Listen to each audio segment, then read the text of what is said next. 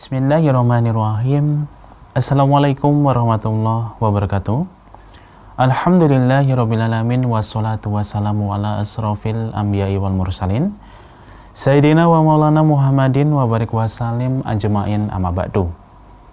Baik para pemirsa dan pendengar dari Rumaiso TV dan Radio DS, kembali lagi bersama kami tentunya dalam program live bersama Ustadz Muhammad Abduh Tuasikal, yang mana di kesempatan sore hari ini kembali kita akan menghadirkan untuk Anda yaitu kajian langsung ataupun live bersama Ustadz Muhammad Abduh Tuasikal yang akan membahas tentang kitab Syama'il Muhammadiyah karya Imam Tirmizi dengan tema inti beginilah tawadunya Nabi SAW. Dan untuk para pendengar dan pemirsa yang mungkin ingin menyampaikan pertanyaan, bisa melalui nomor interaktif di 0812 28185131, 0812 28185131. Dan baiklah para pendengar dan pemirsa dari Rumaiso TV dan Radio DS, berhubung Ustadz sudah ada di studio dari Radio Darussolihin, langsung saja kita hadirkan untuk Anda live kajian bersama Ustadz Muhammad Abduh Tuasikal. Dan untuk para pemirsa dan pendengar, kami ucapkan selamat menyaksikan, dan kepada Ustadz kami persilakan. Bismillahirrahmanirrahim. Assalamualaikum warahmatullahi wabarakatuh. Waalaikumsalam warahmatullahi wabarakatuh. Alhamdulillah, salatu wassalamu ala rasulillah wa ala alihi wa sahbihi wasallam. Baik, pada kesempatan siang hari ini, seperti biasa kita melanjutkan kembali kitab Syama'il Muhammadiyah karya Imam Tirmizi. Kita masih dalam bab 46 dari Syama'il Muhammadiyah. Maaf, ini bab yang baru. Dan nanti kita lanjutkan karena ini cuma satu hadis, kemudian dua hadis, lalu kita lanjutkan dengan bab 47. Bab 46 tentang alas yang Nabi SAW gunakan ketika duduk atau ketika tidur. Kemudian bab 47 tentang sifat tawadhu Nabi kita Muhammad SAW. Baik, bisa dibaca. Bab 46, tikar Rasulullah SAW. Nah, di sini diistilahkan dengan al-firash. Ya, lihat apa yang dimaksud dengan al-firash di sini. Tikar adalah alas yang biasa dihamparkan oleh seseorang di lantai ketika ia hendak duduk atau tidur. Jika tikar itu semakin nyaman, maka orang yang menggunakannya akan lebih banyak tidur dan malas-malasan. Akan tetapi jika sebaliknya, tikarnya tidak empuk, maka orang yang menggunakannya akan tidur sesuai dengan kebutuhannya saja. Nabi SAW sendiri tidak memiliki tikar yang mewah. Beliau hanya menggunakan kain yang terbuat dari wol dan beliau tidur beralaskan kain tersebut. Tidurnya beliau adalah tidur sesuai dengan kebutuhan, yaitu hanya sekedar melepaskan kelelahan dari badan. Beliau menuju tempat tidurnya sesuai dengan kebutuhan badan untuk beristirahat, dan tidak lebih dari itu. Nah, lihat. Firash ini alas, ya. Mayafsutul insan tahtahu. Jadi ada sesuatu yang dipakai untuk alas kita di bawah ketika mau yajlis, mau duduk, au yanam atau tidur. Ya, kita sebut tikar, ya sebut alas, sebut karpet gitu ya. Di sini sebutkan makin enak seseorang itu, alasnya itu makin enak, maka dia akan makin enak untuk lama tidur, ya, malas-malasan dan seterusnya. Namun kalau alasnya tidak demikian, artinya alasnya itu biasa, bukan suatu yang enak untuk diduduki, maka tentu dia tidak akan berlama-lama di situ. Ya, terus Syekh katakan final insana yanamu alaihi hajatuhu faqat, dan kita kan tidur sesuai dengan hajat kita saja. Tidak boleh tidur itu berlebihan, ya, sesuai dengan hajat kita. Terus karena beliau memiliki tugas yang sangat besar dalam kehidupan ini, yaitu beliau sebagai utusan Rabb alam semesta dan teladan bagi hamba-hamba Allah. Hadis 328. Ali bin Hujar bercerita kepada kami. Ia berkata, Ali bin Mushir bercerita kepada kami. Nah, coba lihat diulang tadi. Dan Nabi SAW, karena beliau memiliki tugas yang sangat besar. Di awalnya lagi. Nah, ini Nabi SAW sendiri tidak memiliki. Nabi Shallallahu Alaihi Wasallam sendiri tidak memiliki tikar yang mewah. Nah, tikar mewah Nabi SAW tidak memiliki. Padahal kita tahu Nabi ini pemimpin umat, kemudian beliau juga ya orang besar lah di masyarakatnya, tokoh besar. Ya, namun tidak memiliki ya alas yang enak tadi. Terus yang mewah, ya yang mewah tidak memiliki. Terus beliau hanya menggunakan kain yang terbuat dari wol dan beliau tidur beralaskan kain tersebut. ya, kain dari wol itu digunakan untuk alas. Lalu Tidurnya beliau adalah tidur sesuai dengan kebutuhan, yaitu hanya sekedar melepaskan lelah dari badan. ya, untuk melepaskan lelah pada badan saja. Terus Beliau menuju tempat tidurnya sesuai dengan kebutuhan badan untuk beristirahat. beliau kembali ke tempat duduknya atau tempat tidurnya sesuai dengan beliau butuh saja untuk istirahat badan. Dan beliau tidak tambah lagi lebih daripada itu. Terus? Dan tidak lebih dari itu. Ya, terus? Karena beliau memiliki tugas yang sangat besar dalam kehidupan ini, yaitu beliau sebagai utusan Rabb alam semesta dan teladan bagi hamba-hamba Allah. Karena beliau adalah seorang Rasul dan qudwah, contoh, sehingga ya sekadarnya saja beliau mengambil rehat tadi. Nah, ini tanda juga kasih sayang beliau kepada umatnya. Lalu? Hadis 328. Ali bin Hujr bercerita kepada kami. Ia berkata, Ali bin Mushir bercerita kepada kami dari Hisam bin Urwah, dari ayahnya, dari Aisyah. Ia berkata, sesungguhnya tikar yang digunakan tidur oleh Rasulullah SAW terbuat dari kulit yang isinya serabut pohon kurma. Kulit yang isinya serabut pohon kurma. Ya, itu dikatakan oleh Aisyah istrinya. Innama kana firashu Rasulullah sallallahu alaihi wasallam alladhi yanamu alaihi min adamin ashulifun.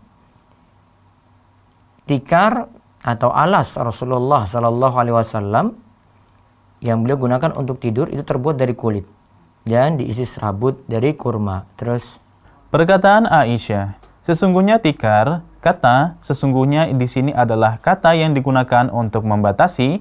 Aisyah di sini menegaskan dengan menggunakan pola kalimat ini bahwa tikar Nabi Shallallahu Alaihi Wasallam seperti yang ia sebutkan, bukan seperti yang lainnya.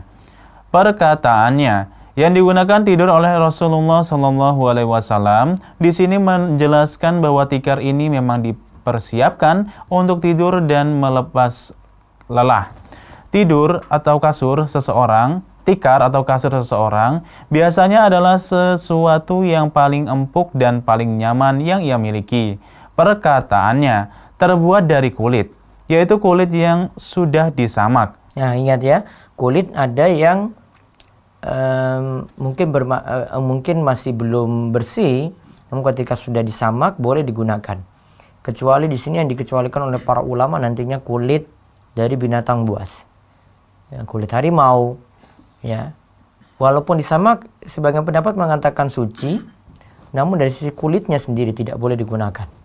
Ya, untuk kulit siba, yaitu binatang buas, tidak boleh digunakan. Lalu, dengan demikian, tikar atau kasur beliau terbuat dari kulit yang sudah disamak, yang diisi dengan serabut pohon kurma. Pelepah daun kurma adalah sesuatu yang dihasilkan dari pohon kurma. Nah, terus sekarang hadis 329.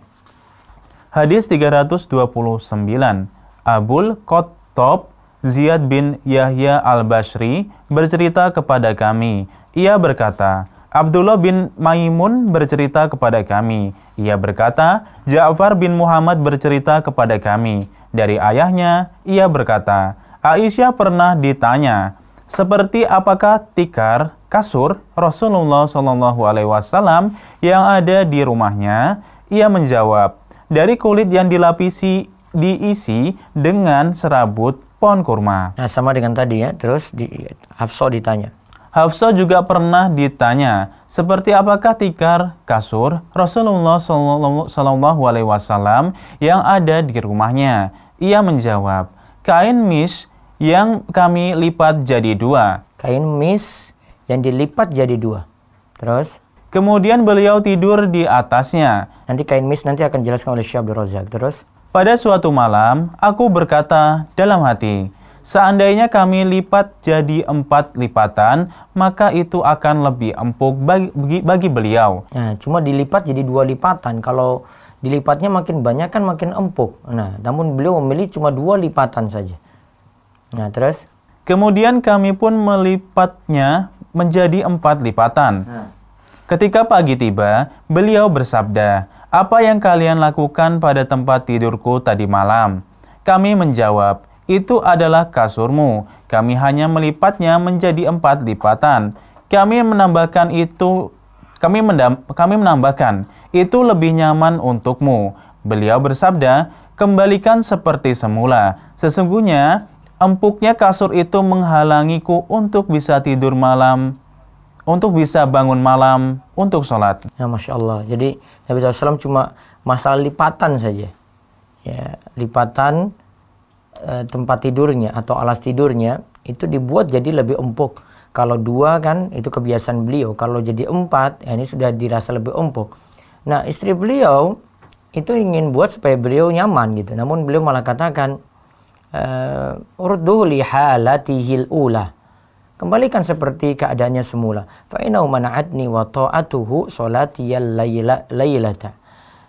Ini empuknya ini, ya, empuknya ini atau enaknya ini itu menghalangiku dari sholat malam. Kalau kita malah senang banget kalau dengan keadaan seperti itu. Namun Nabi SAW malah terhalang. Dia merasa terhalang dari ya sholat malam dikarenakan ya empuknya kasur beliau tadi. Terus Perkataan Hafsah, "Mis adalah kain yang terbuat dari wol. Kain seperti ini tidak nyaman bagi badan karena agak kasar. Yang kami lipat jadi 2, kemudian beliau tidur di atasnya." Maksudnya, dilipat dengan mempertemukan satu ujung ke ujung satunya lagi sehingga jadi 2 lapis. Dengan cara seperti ini, maka kain itu akan lebih nyaman seandainya hanya digelar 1 lapis saja, meskipun tetap masih memiliki sifat kasar. Nah, lihat ya, Nabi SAW itu tadi mis itu kain. Coba dibaca mis ulang. Mis adalah kain yang terbuat dari wol. Nah, kain terbuat dari wol ya. Terus lanjut. Kain seperti ini tidak nyaman bagi badan. Nah, tidak nyaman. Beliau malah milih yang tidak nyaman. Nah, terus? Karena agak kasar. Ya, karena agak kasar di situ. Nah, terus nanti beliau di sini dibuat jadi empuk ini kasur atau alas beliau. Malah beliau tidak senang dengan itu. Padahal tadi sudah kelihatan kasar. Ya, namun beliau masih pakai alas seperti itu. Nah, terus lanjut. Yang kami lipat jadi 2. Kemudian beliau tidur di atasnya. Ya. Maksudnya, dilipat dengan mempertemukan satu ujung ke ujung satunya lagi sehingga menjadi 2 lapis. Jadi ini bukan ambil kasur terus tambah lagi, bukan. Ini cuma lipatan saja, dilipat lagi gitu. Terus. Dengan cara seperti ini, maka kain itu akan lebih nyaman seandainya hanya digelar 1 lapis saja, meskipun tetap masih memiliki sifat kasar. Terus. Perkataannya, "Pada suatu malam, aku berkata dalam hati, seandainya kami lipat jadi 4 lipatan, maka itu akan lebih empuk bagi beliau, lebih nyaman bagi beliau. Kemudian kami pun melipatnya menjadi 4 lipatan. Ketika pagi tiba, beliau bersabda, 'Apa yang kalian lakukan pada tempat tidurku tadi malam?' Kami menjawab, 'Itu adalah kasurmu.' Maksudnya, itu adalah kasur Tidak berubah. sendiri tidak boleh dirubah. Nah, jadi kasurnya itu tidak berubah, yaitu kasurnya cuma masalah lipatan saja, dibuat jadi lebih empuk gitu. Terus. Kami hanya melipatnya menjadi 4 lipatan. Kami menambahkan, itu lebih nyaman untukmu. Ya, maksudnya, lebih nyaman untuk badanmu ketika tidur di jadi atasnya. supaya Rasulullah nyaman ketika tidur. Nah, beliau malah tadi katakan, enggak, kembalikan lagi seperti semula. Ya, terus lanjut. Beliau bersabda, "Kembalikan seperti semula. Sesungguhnya keempukan kasur itu menghalangiku untuk bisa tidur bangun malam untuk sholat." Nah, namun keadaan seseorang kan nanti dilihat. Di sini bukan berarti keadaan dia yang sudah punya kasur seperti itu dia buang terus dia ganti, itu tidak mesti. Namun ini kan Rasulullah SAW ya menyifatkan seperti itu untuk kasurnya, untuk alasnya. Kita tidak disuruh untuk menyusahkan diri, enggak. Ya keadaan beliau yang serba terbatas, pertama hidupnya sederhana, adanya seperti itu, ya beliau syukuri apa adanya.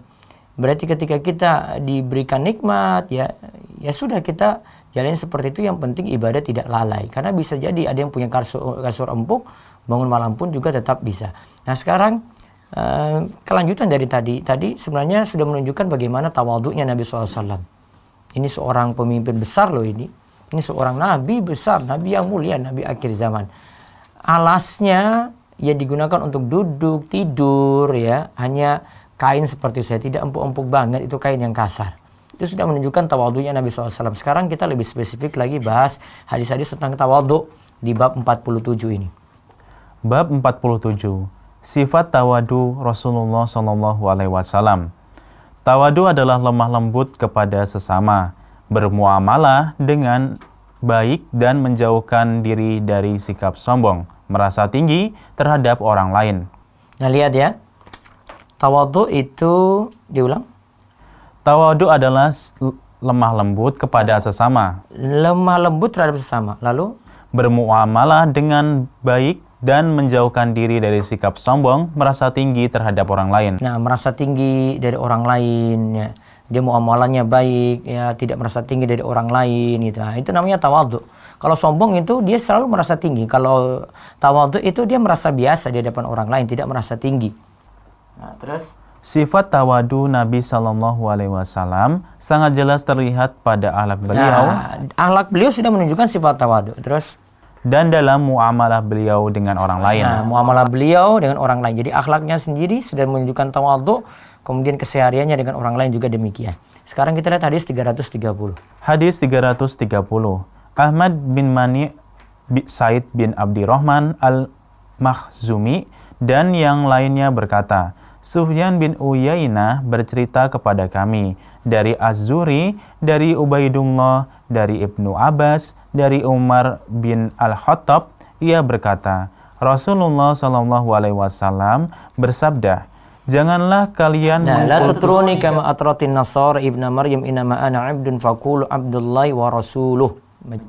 Janganlah kalian mengkultuskan aku sebagaimana orang-orang Nasoro mengkultuskan Isa bin Maryam. Sesungguhnya aku hanyalah seorang hamba, maka katakanlah hamba Allah dan Rasulnya.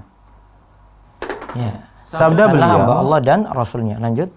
Sabda beliau, janganlah kalian mengkultuskan aku sebagaimana orang-orang Nasoro mengkultuskan Isa bin Maryam. Nah, sekarang ada kalimat itra. Itra artinya apa? Lanjut. Mengkultuskan adalah menempatkan orang lain melebihi kedudukan yang semestinya, yaitu dengan memuji dan menyanjung. Nah, lihat ini dalam hal pujian ya. Dia puji berlebihan. Harusnya di standarnya gini, diangkat lebih daripada itu. Ini namanya itra. Ya, terus orang-orang Nasrani berlebih-lebihan terhadap Nabi Isa alaihissalam. Nah, orang Nasrani itu berlebihan pada Nabi Isa alaihissalam dalam hal ini. Terus di antara mereka ada yang menjadikannya sebagai Tuhan, dan di antara mereka ada yang menjadikannya sebagai anak Tuhan. Maha tinggi Allah dari apa yang dikatakan oleh orang-orang zolim yang melanggar batas. Di dalam Al-Bidayah wa Nihayah Ibnu Katsir itu sebutkan kalau orang Nasrani itu setelah Nabi Isa itu diangkat ke atas, ya, diangkat ke langit, terpecah menjadi 3 golongan.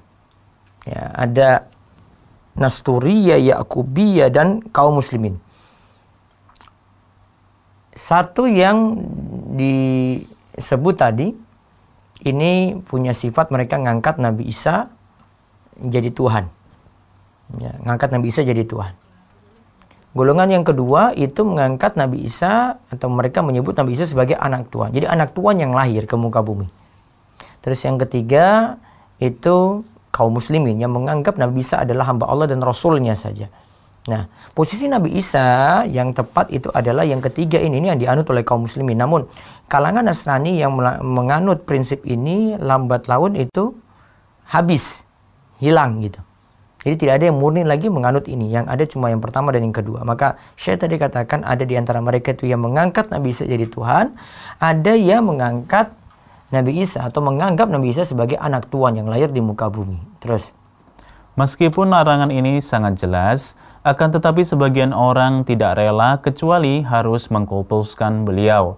Bahkan sebagian orang sampai-sampai menisbatkan kepada Nabi sifat dan hak-hak yang tidak layak disandangkan kecuali Allah saja. Ya. Hal semacam ini sangat banyak dilakukan oleh orang-orang yang melebih-lebihkan dan juga ahli tarekat. Nah, ahli tarekat yang beliau singgung orang sufi atau ahli tarekat itu menyanjung Nabi SAW kadang berlebihan seperti itu. Dalam pujian-pujian mereka, syair-syair mereka, nyanyi-nyanyi mereka, lagu-lagu mereka, itu puji Nabi berlebihan. Solawat-solawat mereka, puji Nabi secara berlebihan. Terus Anda akan melihat mereka berlebih-lebihan dan memuji Nabi Shallallahu Alaihi Wasallam dan menyanjung beliau dengan sanjungan-sanjungan yang hanya layak diberikan kepada Allah saja, atau pujian yang hanya layak ditunjukkan kepada Allah Subhanahu wa Ta'ala saja. Mereka tidak merasa penting mengikuti dan berteladan kepada beliau.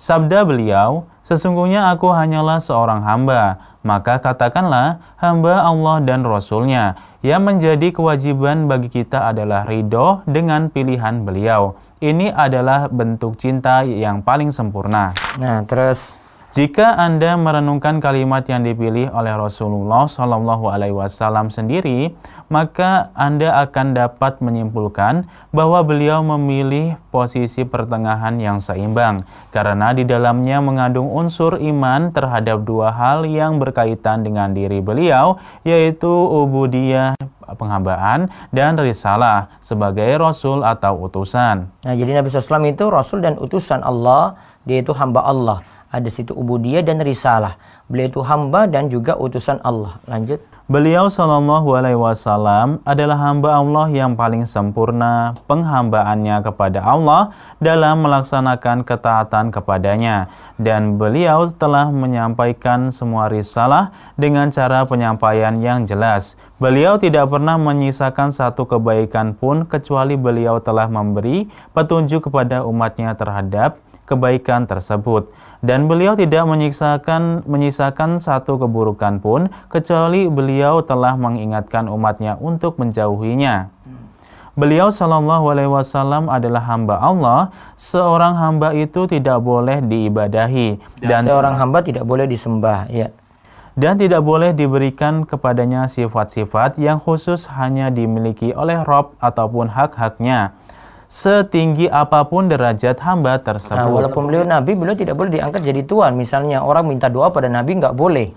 Katakan Nabi SAW itu yang mengangkat kesulitan, yang memberikan kita jalan keluar, nggak boleh. Nabi tidak berikan jalan keluar, Nabi tidak angkat kesulitan kita, itu nggak boleh. Itu bentuk gulu berlebihan pada Nabi SAW. Terus? Dan Rasulnya, Rasul memiliki hak untuk ditaati dan diikuti, serta orang harus berjalan sesuai dengan metodenya dan mengikuti langkah kakinya. Kata hamba Allah dan Rasulnya akan menjauhkan seseorang hamba dari dua ujung ekstrim, yaitu berlebih-lebihan dalam meremehkan dan akan mengakibatkan ia menempatkan beliau di posisi pertengahan, sehingga tidak overdosis ataupun underdosis. Menjauhi sikap berlebih-lebihan dengan cara menerapkan keimanan bahwa beliau adalah hamba Allah dan menjauhi sikap meremehkan dengan menerapkan keimanan bahwa beliau adalah utusan Allah. Ya, terus 31. Hadis 331. Ali bin Hujr bercerita kepada kami. Ia berkata, Suwaid bin Abdul Aziz bercerita kepada kami dari Humaid dari Anas bin Malik bahwa seorang wanita pernah menemui Nabi Shallallahu Alaihi Wasallam. Wanita itu berkata, sesungguhnya aku memiliki suatu kebutuhan kepadamu. Beliau Shallallahu Alaihi Wasallam bersabda, silakan duduk di jalan kota Madinah saja, maka aku akan menemuimu. Nah, lihat. Ada seorang wanita, ini kata Anas bin Malik, ingin mendatangi Nabi SAW. Dan dia katakan bahwasanya dia punya hajat kepada Nabi SAW. Kemudian Nabi katakan, ijlis fi tariqil Madinah syi'ti ajlis ilaik. Duduk saya di jalan di kota Madinah, nanti semaumu di mana, aku akan ajlis ilaik. Aku akan menemuimu. Terus. Dalam hadis ini dijelaskan sifat tawadu Nabi Shallallahu Alaihi Wasallam kepada wanita ini, yaitu untuk mendengarkan kebutuhannya dan membebaskan wanita ini memilih tempat. Beliau tidak berkata kepada wanita itu, temui aku di tempat ini atau itu. Akan tetapi, wanita itu yang memilih tempat sehingga Nabi Shallallahu Alaihi Wasallam mendengarkan keluhannya sampai wanita ini selesai mengungkapkan semuanya. Beliau Shallallahu Alaihi Wasallam juga bersifat tawadu kepada anak kecil, orang tua, kaum wanita, hamba sahaya, dan pembantu. Sikap tawadu tersebut memberikan pengaruh yang besar akan diterimanya dakwah beliau. Nah, di antara hikmah Nabi SAW dakwahnya mudah diterima karena tawaduknya beliau. Bagaimana beliau bersikap pada anak-anak, orang dewasa, wanita, budak, yang pelayan, ya. Bergaul dengan mereka biasa gitu, sehingga itu yang jadi sebab dakwah beliau itu diterima. Beda kalau beliau jaga jarak. Beliau menjauh dari mereka, nggak mau menerima keluhan mereka, nggak mau menerima curhatan mereka gitu. Itu beda, itu sangat beda sekali. Ya, itu tanda tawadhunya Nabi kita Muhammad SAW. Terus sekarang hadis yang terakhir yang kita bahas, hadis 332. Hadis 332. Ali bin Hujar bercerita kepada kami. Ia berkata, Ali bin Munsir bercerita kepada kami dari Muslim Al-A'war. Ali bin Mushir bercerita kepada kami dari Muslim Al-A'war dari Anas bin Malik. Ia berkata, Rasulullah Shallallahu Alaihi Wasallam pernah menjenguk orang sakit, menyaksikan jenazah, mensolatkan dan menguburkan, mengendarai keledai dan memenuhi undangan hamba sahaya. Dan pada saat perang dengan Bani Quraizoh, beliau mengendarai keledai yang diikat dengan tali dari serabut dan pelana dari serabut juga. Perkataan Anas. Nah, lihat di sini lagi ketika perang dengan Bani Quraizoh, ya, Rasulullah SAW mengunjungi orang sakit dan menghadiri prosesi jenazah. Kemudian beliau menunggangi keledai. Kemudian beliau juga memenuhi undangan, ya, dari seorang hamba, ya, seorang budak. Kemudian ketika beliau itu berperang dengan Bani Quraizoh, beliau menunggangi keledai, dan di situ ya dengan yang sederhana sekali. Nah, coba kita lihat keterangannya. Perkataan Anas, Rasulullah Shallallahu Alaihi Wasallam pernah menjenguk orang sakit. Lihat ya, ini Anas yang mengatakan karena Anas itu pembantu Rasulullah Shallallahu Alaihi Wasallam.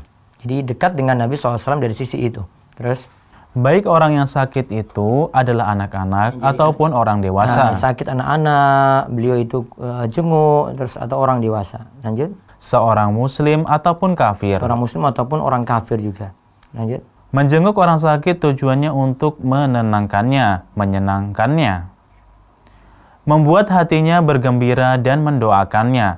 Menjenguk orang sakit memiliki pahala yang besar di sisi Allah. Ya, terus. Menyaksikan jenazah, mensolatkan dan menguburkan. Maksudnya menghadiri dan menyertainya hingga selesai dikuburkan. Yasyadul janaiz ini maksudnya, kata Syekh Abdul Razak, menghadiri prosesi jenazah, yaitu menyertainya sampai nanti dikuburkan. Dikuburkannya sampai dikubur selesai, bukan ngantar sampai kubur aja terus tinggal gitu, enggak. Nah, terus yarkabul himar. Mengendarai keledai. Keledai pada waktu itu dianggap sebagai hewan tunggangan yang paling sederhana. Beliau Shallallahu Alaihi Wasallam mengendarainya, menunjukkan sikap tawadu beliau. Nah, beliau pakai kendaraan sederhana, tidak pakai kendaraan mewah. Tanda tawaduknya Nabi kita Muhammad Shallallahu Alaihi Wasallam. Lalu dan memenuhi undangan hamba sahaya. Ya, jadi ada budak yang undang beliau, beliau penuhi undangan itu, masya Allah. Seandainya hamba sahaya mengundang beliau ke rumahnya, maka beliau pasti akan penuhi undangan itu. Ya. Akhlak yang mulia dan adab yang sangat tinggi inilah yang dapat menarik hati. Ya. Dan pada saat perang dengan Bani Quraizoh, beliau mengendarai keledai yang diikat dengan tali dari Bani Quraizoh itu orang-orang Yahudi, ya. Ada Bani Quraizoh, Qainuqa, ya, Bani Nadir. Ini suku besarnya Yahudi yang sebelumnya itu ada Aus dan Khazraj. Yang Aus dan Khazraj ini asalnya dari kaum Saba yang di Yaman, kemudian mereka terpisah-pisah, akhirnya ada yang di Madinah, Aus dan Khazraj, kemudian diikuti oleh 3 suku besar Yahudi tadi, ya Qainuqa, ya kemudian Quraidah, ya kemudian Bani Nadir. Lanjut. Kisah Bani Quraizoh sangat terkenal karena mereka melanggar atau membatalkan perjanjian antara mereka dengan Nabi Shallallahu Alaihi Wasallam dan mengkhianati Nabi pada saat perang Khandaq. Ketika Rasulullah Shallallahu Alaihi Wasallam selesai perang Khandaq, maka beliau menuju ke perkampungan Bani Quraizoh dan mengepung mereka. Dan pengepungan ini berakhir dengan kesepakatan bahwa semua laki-laki dewasa dihukum mati. Pada saat itu Nabi Shallallahu Alaihi Wasallam mengendarai keledai yang diikat dengan tali kekang dari serabut. Terus. Dan pelana dari serabut juga. Nah, lihat. Kisah Bani Quraizoh ma'rufah, yaitu sangat ma'ruf sekali. Mereka itu membatalkan perjanjian dengan Nabi Shallallahu Alaihi Wasallam. Mereka berkhianat pada perang Ahzab. Ketika Nabi SAW selesai dari hal itu, dari perang tersebut, Nabi SAW pergi menuju ke Bani Quraizoh. Ya, kemudian coba dibaca tadi artinya. Ini masih yang Bani Quraizoh. Dan perkataan Bani Quraizoh coba. Ya, dan pada saat perang dengan Bani Quraizoh. Dan pada saat perang dengan Bani Quraizoh, beliau mengendarai keledai yang diikat dengan tali dari serabut. Ya.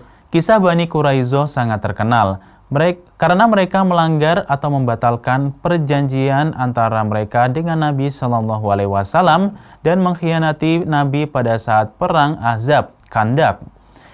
Ketika Nabi Shallallahu Alaihi Wasallam selesai perang Khandaq, maka beliau menuju ke perkampungan Bani Quraizoh dan mengepung mereka. Mengepung mereka. Terus setelah selesai pengepungan? Dan pengepungan ini berakhir dengan kesepakatan bahwa semua laki-laki dewasa dihukum mati. Pada saat itu, Nabi Shallallahu Alaihi Wasallam mengendarai keledai yang diikat dengan tali kekang dari serabut. Nah, lihat, cuma pakai keledai dan dengan kesederhanaan seperti itu. Terus? Dan pelana dari serabut juga. Pelana adalah kain alas pelana, yaitu sesuatu yang diletakkan di atas punggung keledai untuk dinaiki. Ini seperti pelana kuda atau pelana unta. Nabi Shallallahu Alaihi Wasallam mengendarai kendaraan seperti di atas, menunjukkan sikap tawaduk beliau. Baik. Itu menunjukkan sikap tawaduk beliau dengan kendaraan yang sederhana dan tali ikatan keledai juga yang sederhana tadi. Wallahu a'lam bishawab. Mungkin ada 2 pertanyaan, monggo.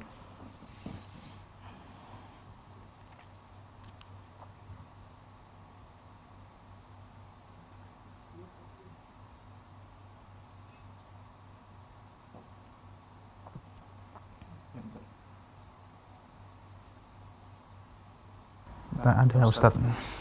Ada pertanyaan dari WhatsApp. Ya. Saya menerima uang dari laba koperasi di kantor. Sebaiknya disalurkan kemana dana tersebut karena saya anggap itu riba. Diulang. Saya menerima uang dari laba koperasi di kantor. Sebaiknya disalurkan kemana dana tersebut karena saya anggap itu riba. Koperasi. Salurkan untuk fakir miskin dan untuk kepentingan umum. Iya, baik. Assalamualaikum. Dengan Bu siapa ini? Di mana?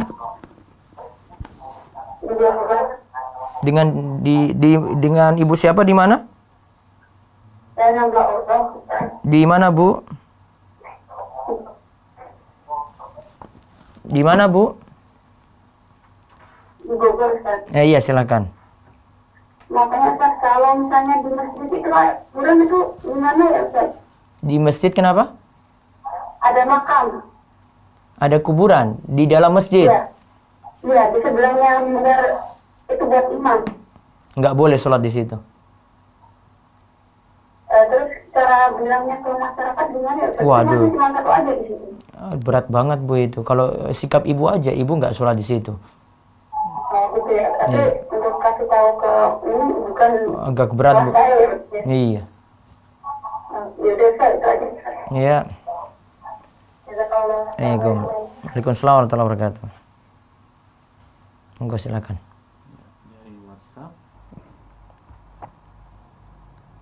Maaf di luar tema Ustadz, Afwan dulu pernah melihara ikan, kemudian Ana taruh di bak mandi yang jarang dipakai. Ana kelupaan gak kasih makan dan akhirnya mati. Apakah Ana harus sholat taubat Ustadz? Gara-gara apa tadi di sholat taubat? Gara-gara memelihara ikan di kolam bak yang gak pernah kepake tapi lupa untuk mengisi ngasih makan. Itu mungkin keteledoran. Yang penting banyak-banyak istighfar. Sudah, telepon lagi silakan. Ini pertanyaan terakhir ini sudah asal 1 menit lagi ya. Assalamualaikum. Assalamualaikum. Assalamualaikum. Ya silakan Pak. Assalamualaikum. Waalaikumsalam. Ya, Iya. mau nanya. Iya silakan Pak. Iya Ustaz, Afwan mau nanya Iya. tentang pembayaran zakat mal Ustaz. Iya. Ada beberapa pertanyaannya. Iya. Untuk yang zakat mal itu semisal pembayarannya itu nggak sekaligus. Semisal saya punya mau bayar zakat mal itu 500.000. Terus? Harus 500.000 ke satu orang atau bisa dibagi-bagi itu Ustaz? Mau bayar sekaligus kan, tapi mau dibagi-bagi gitu ya? Betul, betul. Mau bagi-bagi. Jadi gini, kalau bagusnya sih, bagusnya kalau Bapak tahu dengan 500.000 ini bisa penuhi satu orang lebih bagus. Karena satu orang teratasi kemiskinan gitu. Apalagi kalau zakatnya besar. Iya. Apalagi kalau zakatnya besar dan penuhi kebutuhannya selama setahun. Karena zakat kan diberi tiap tahun. Mungkin dia bisa dapat zakat cuma tiap tahun saja. Kalau Bapak misalnya punya zakat, kalau ada yang punya zakat nih ya, misalnya dia punya zakat 20 juta. Dia kasih ke orang ini, miskin ini satu saja. Langsung kan dia jadi kaya ketika itu. Dia berkecukupan dengan itu. Ya, makanya itu para ulama sarankan ketika bahas siapa yang bagaimana cara menunaikan zakat pada fakir miskin, mereka katakan penuhi kebutuhan mereka selama 1 tahun. Jadi ketika sudah dipenuhi, dia dan keluarganya tidak susah-susah lagi gitu. Itu yang paling bagus. Namun kalau Bapak pecah juga, misalnya kalau ada zakat 500.000 tadi dipecah juga. Ini Ustaz saya beri kepada, saya punya saudara 5, mereka susah semua nih, lagi di PHK semuanya. Boleh 100.000 masing-masing orang, tidak masalah. Oh itu tidak masalah ya? Tidak masalah. Oh iya Ustaz. Kalau untuk, ada lagi Ustaz, maaf, untuk yang pembayaran fidyah. Fidyah itu sebaiknya apakah boleh membayar fidyah itu dengan pihak keluarga, tapi pihak keluarga itu yang tidak kerja gitu Ustaz. Tetapi yang kami bisa menilai dengan secara fisik masih bisa untuk berusaha untuk mencari kerja gitu Ustaz. Nah kira-kira pembayaran fidyahnya itu tepat nggak ya? Dia benar susah nggak? Jadi gini standarnya ya, miskin ya, kalau standar miskin. Ini sebenarnya di bahasan zakat nih. Yang paling minimal miskinnya itu akan ada istilah fakir miskin. Dia punya kebutuhan 10. Hanya 7 atau 8 yang bisa dipenuhi. Walaupun dia kerja. Jika dia keadaannya kayak gitu, masuk kategori miskin.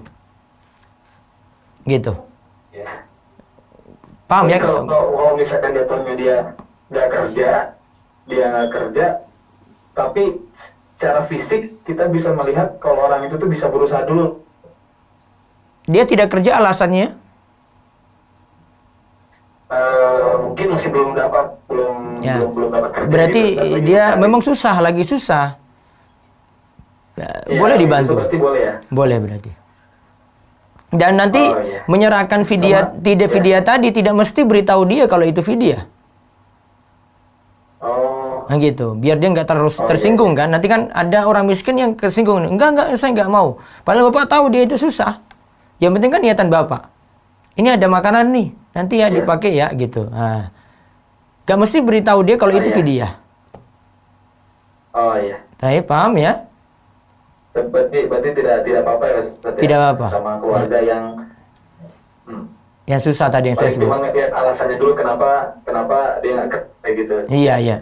Oke. Ada lagi? Ya, siap ya. Ya, terima kasih Ustaz. Iya, baik. Jazakallah khair. Waalaikumsalam. Baik. Satu lagi lewat WA. Ustadz, apakah termasuk korupsi jika seorang pelajar di sekolah yang berada pada waktu dia belajar malah menggunakan waktunya bermain HP-nya? Termasuk tidak bukan korupsi sih. Dia tidak rugikan duit negara atau duit perusahaan dia.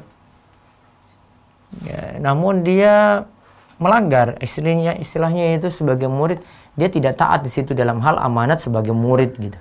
Namun kalau korupsi yang tadi pagi kita bahas itu kaitannya dengan merugikan harta orang banyak, kas negara dan seterusnya. Allahu a'lam.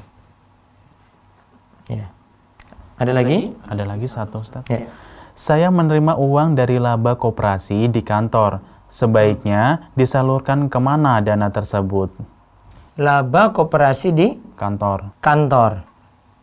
Sebaiknya disalurkan kemana dana tersebut? Dana tersebut tadi untuk fakir miskin atau untuk kepentingan umum, fasilitas umum. Baik, itu saja. Insya Allah malam ini ada lagi sesi tanya jawab bisa dimanfaatkan jam 8 malam Ba'da Tarawih. Khusus untuk remaja apalagi kami sediakan waktu. Tema malam ini tentang masalah takdir. Mudah-mudahan manfaat dan Allah berikan taufik dan hidayah. Kita cukupkan. Kita tutup dengan doa kafaratul majelis. Subhanakallahumma bihamdika asyhadu an la ilaha illa anta astaghfiruka wa atubu ilaik. Assalamualaikum warahmatullahi wabarakatuh. Waalaikumsalam warahmatullahi wabarakatuh.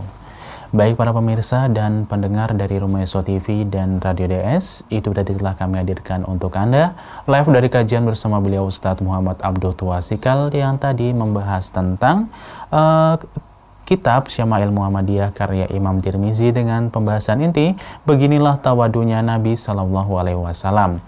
Dan jangan lupa untuk para pemirsa dan pendengar dari Rumayaso TV dan Radio DS, karena nanti juga akan kembali dihadirkan yaitu kajian bersama beliau Ustadz Muhammad Abdul Tuasikal yang berlangsung pada pukul 20 sampai 24.05 tiap ba'da tarawih tentunya ya, yang akan membahas tentang hadis bagian keempat, sudah jadi takdir ilahi. Nah, penasaran bukan para pendengar?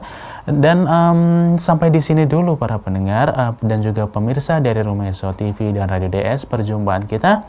Dan maaf bila mana ada salah-salah kata baik yang itu disengaja maupun tidak disengaja dari kami tentunya ya.